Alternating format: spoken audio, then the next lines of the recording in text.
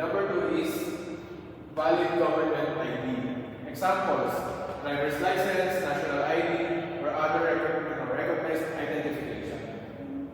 So number 3 is proof of citizenship. Dapat naturalized certificate of similar document. And then passport photos. Usually 2 to 4 recent photos with specific size background compartments. And then application form. Completed and signed passport application available online or the passport office.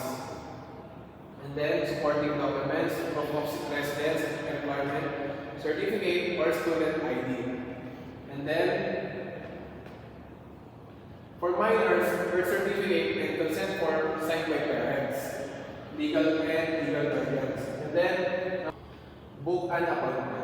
Visit the official passport office website or authorized agents.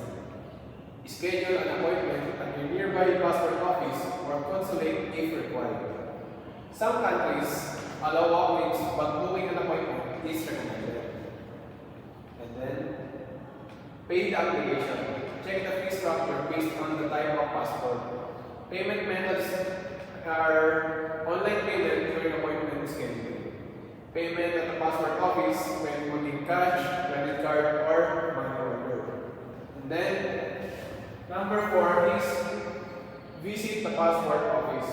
On the day of your requirement or appointment, arrive on time with all required documents. Submit your application and supporting documents at the officer. Undergo, and then kumuha na kami dito ng biometrics, photographs, and digital signature. And then yung processing time is yung standard processing is 2 to 6 weeks. And then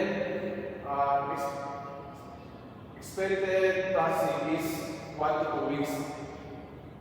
And then ito na yung last, yung receive your passport. Pwede siya maging delivery. And then